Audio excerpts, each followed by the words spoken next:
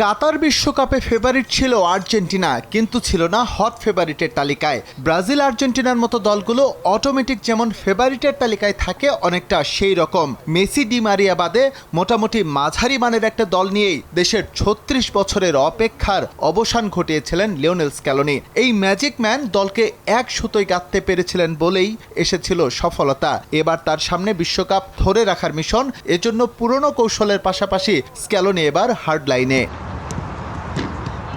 আর্জেন্টিনার গণমাধ্যমে খবর, বিশ্বকাপ দল গোছানোর প্রাথমিক তালিকা করা শেষ স্ক্যালোনি অ্যান্ড দ্য টিমের। এরই মধ্যে ৫৫ জনের একটি খসড়া তালিকা আর্জেন্টিনা ফুটবল অ্যাসোসিয়েশনের কাছে জমা দিয়েছেন তিনি। নতুন করে যেখানে আর কারো জায়গা করার কোনো সুযোগ নেই, তবে চলবে কাটাছেঁড়া। এবং এই দল নাকি স্ক্যালোনি গুছিয়েছেন পুরোটাই প্রভাবমুক্ত হয়ে, অর্থাৎ তার স্কোয়াড সিলেকশনে হস্তক্ষেপ করার সুযোগ নেই এএফের কোনো বড় কর্তার।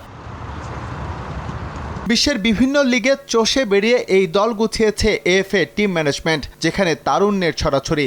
আর্জেন্টিনার গণমাধ্যমে ইঙ্গিত আছে বেশ কিছু প্রতিভাবান নতুন মুখ, তাদের সঙ্গে অভিজ্ঞতা তো আছেনই, তবে নামের ভারে কারো টিকে যাওয়ার সম্ভাবনা নেই। হাতে যে সময়টুকু আছে তার মধ্যে পাখির চোখ দিয়ে ফুটবলারদের পরখ করে নেবে কোচিং স্টাফের সদস্যরা। স্ক্যালোনির স্পষ্ট বার্তা, বিশ্বকাপ জয়ীদের স্পেশাল ২৬-এ জায়গা করতে হলে পারফরমেন্স থাকতে হবে একেবারে আপ টু দ্য মার্ক।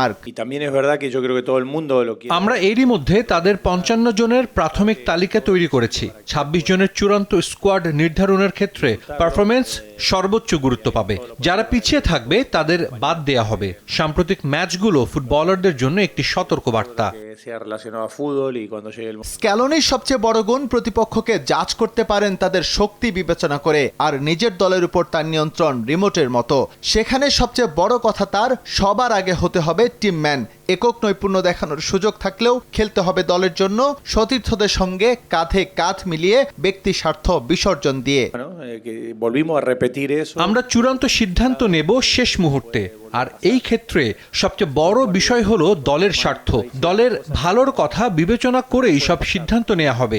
আমাদের একটি তালিকা মোটামুটি তৈরি করা আছে, তবে যদি কোনো খেলোয়াড় প্রত্যাশিত পারফরমেন্স দিতে না পারে সেটা মাথায় রেখে সিদ্ধান্ত নেব। ১১ মের মধ্যে বিশ্বকাপের প্রাথমিক স্কোয়াড ঘোষণার ডেডলাইন ফিফার, আর চূড়ান্ত স্কোয়াড ঘোষণা করতে হবে ৩০ মের মধ্যে। আভাস আছে এর সপ্তাহখানেক আগে দল ঘোষণা করে ফেলতে পারে আর্জেন্টিনা। এস এম ইকবাল, সময় সংবাদ।